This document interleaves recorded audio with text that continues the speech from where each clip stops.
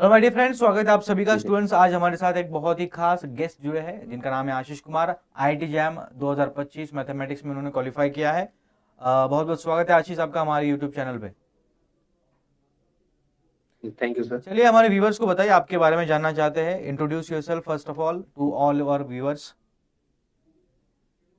मेरा नाम आशीष कुमार है और मैं सीतापुर के रहने वाला हूँ। और मैं अभी बीएससी सेकेंड ईयर में हूँ, लखनऊ विश्वविद्यालय में अभी पढ़ रहा हूँ वहीं पे। तो मैं जो फर्स्ट ईयर में जो मेरा पूरा था, उसमें मैं कोई विशेष ऐसे स्पेशल प्रिपरेशन नहीं कर रहा था। हम्म।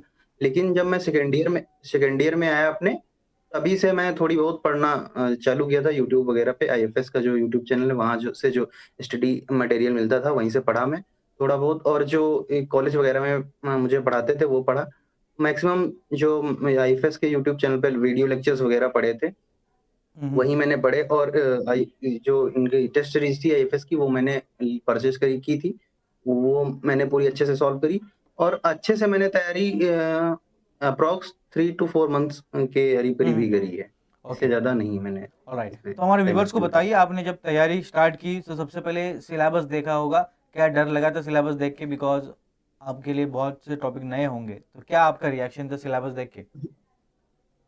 सिलेबस काफ़ी ज़्यादा हैवी था, काफ़ी बड़ा सिलेबस था। यस। और मुझे लग रहा था कि मैं कम इतने टाइम में इतना नहीं कर पाऊँगा, लेकिन मैंने कुछ सिलेक्टेड टॉपिक उठाए हैं जो मुझे अच्छे, जैसे ओडी था, लीनियर अलजेब्रा था, जो मैं इन पे मेरी पकड़ थोड़ा ठीक स्टार्टिंग है। में थी। और जो मेरे सेमेस्टर से रिलेटेड टॉपिक थे, उन्हीं को ज़्यादा मैं पढ़ा, और क्योंकि वो मैंने पहले थोड़ा बहुत पढ़ रखा था, उन्हीं को ज़्यादा अच्छे से स्टडी किया। और इन्हीं टॉपिक पे मुझे लग रहा था कि ओडी काफ़ी आसान है, इसमें हम्म। अच्छा स्कोर किया जा सकता है, और लीनियर अलजेब्रा में भी।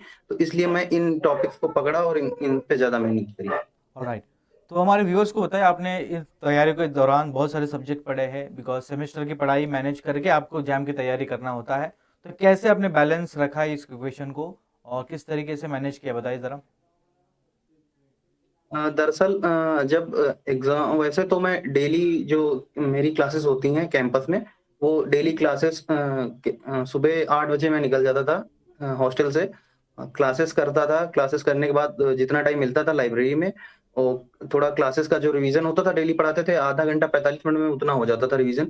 बाकी मैं पूरा वहीं जैम का ही पढ़ता था। बाकी मान के चलिए 3 घंटे दिन के निकाल दिए सेमेस्टर का, तो बाकी जितना टाइम बचा वो सब ये मैथ्स को ही देता था ऑलराइट, एग्ज़ाम की प्रिपरेशन के लिए। तो हमारे स्टूडेंट्स को बताइए, आपने बहुत सारे सब्जेक्ट पढ़े, तो इसमें ऐसा कोई सब्जेक्ट रहा जो आपके लिए बहुत चैलेंजिंग था, टाइम लगा उसको पढ़ने के लिए, ऐसा कोई टॉपिक?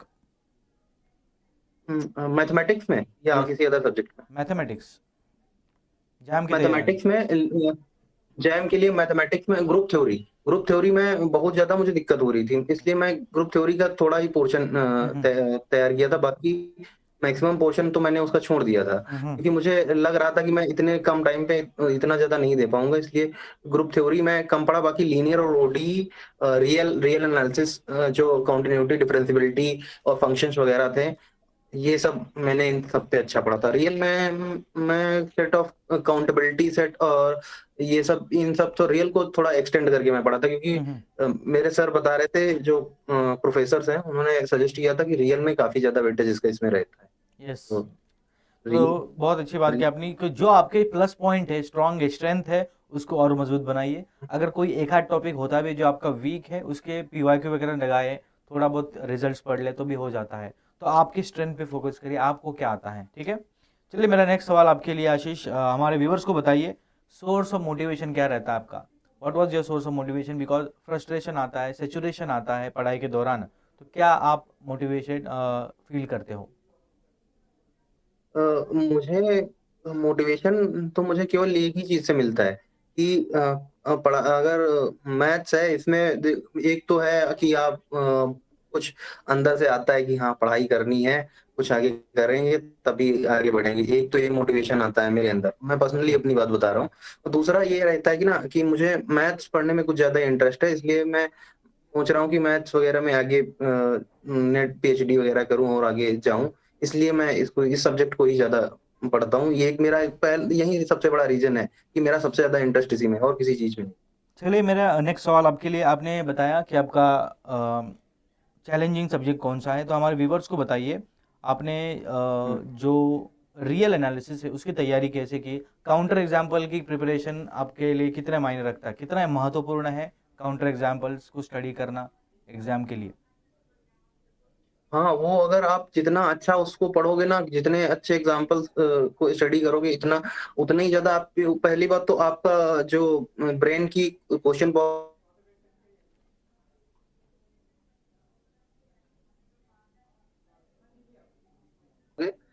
उतने ही आप परफेक्ट जाओगे।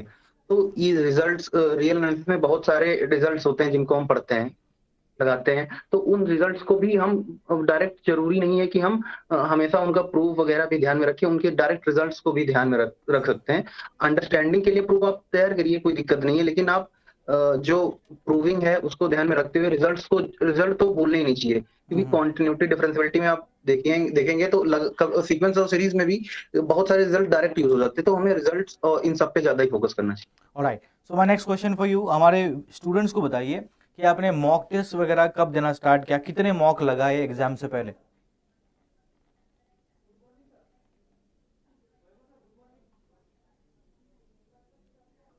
चलिए, मॉक के बारे में बताइए हमारे व्यूवर्स को। मॉक जो जो आप हम मेरे पास टेस्ट सीरीज थी आईएफएस की, ओके। वो लगाई, और टेस्ट आईएफएस की एक और टेस्ट सीरीज मिलती है जो 1 रुपए में अवेलेबल करती है आईएफएस, पीवाईक्यू वाला और वो वाला सारे मैक्सिमम। तो वो वाली टेस्ट सीरीज मैंने पूरी लगाई, उसमें मैंने वो उसमें ठीक ठाक बन रहा था मेरा स्कोर, 30 के करीब बन रहा था, 30-35। तो हाँ, लग रहा था कि ठीक ठाक प्रोड्यूस हो गया। और मैं जब पेपर देने गया ना, तो मेरा बीएससी सेकेंड ईयर, मुझे वैसे भी अगर क्वालिफाई भी कर, अच्छा स्कोर भी आ जाता तो कुछ होता नहीं। तो मैंने क्या करा, एक 41 क्वेश्चन अटेम्प्ट कर दिए थे उसमें, 41 क्वेश्चन अटेम्प्ट कर दिए,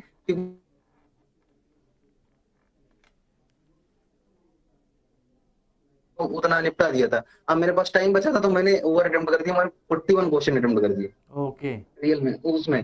बाकी जब मैं यहाँ पे मॉक लगाता था, तो हाँ, जितने मॉक टेस्ट सीरीज में मिले थे सारे के सारे मैंने लगाए थे। ओके। जो टॉपिक नहीं पढ़े थे उन क्वेश्चंस को हटा हटा दिया जाए, उनको हटा दिया, बाकी मैंने सारा करा था।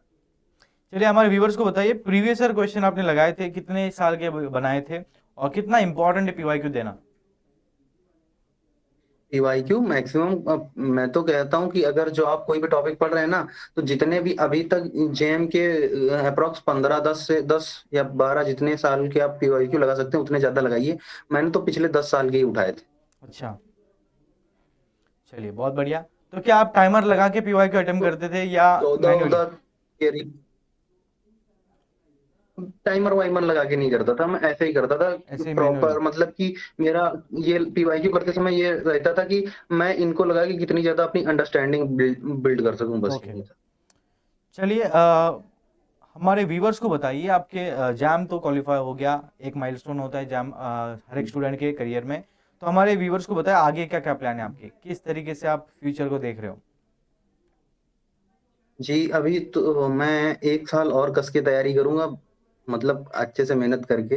ये तो मेरी टेस्टिंग थी खुद पे, तो 1 साल अभी, इस साल अच्छे से 1 साल और प्रिपेयर करके, अच्छा, अभी मुझे मार्क्स जितने हैं उनके डबल करने हैं। यस, ठीक है, डेफिनेटली अच्छे इम्प्रूव करना है। मार्क्स हैं। हाँ, चलिए। हाँ, तो मैं अच्छे रैंक मार्क्स प्रोड्यूस करके मैथ्स कंप्यूटिंग में एमएससी करूंगा। उससे अगर नहीं हो पाया तो देखा जाएगा, लेकिन कोशिश ओके। यही रहेगी, पूरी कोशिश कि मैथ्स कंप्यूटिंग से एमएससी मिले, ऑलराइट। तो गुवाहाटी या दिल्ली के आगे कैंपस आगे में। का क्या प्लान है, रिसर्च में जाना है या टीचिंग फील्ड में करियर करना है, क्या लगता है आपको, क्या करना है? टीचिंग फील्ड, अगर मेरा यही है कि टीचिंग फील्ड में चल जाएंगे, पीएचडी वगैरह करके, रिसर्च वगैरह इतनी ज्यादा इंटरेस्ट है ऑलराइट। नहीं। चलिए, बहुत अच्छा लगा आपसे बात करके, आशा करता हूँ सभी स्टूडेंट्स भी इस इंटरव्यू से कुछ सीख लेंगे और उसको इम्प्लीमेंट करेंगे अपने तैयारी में।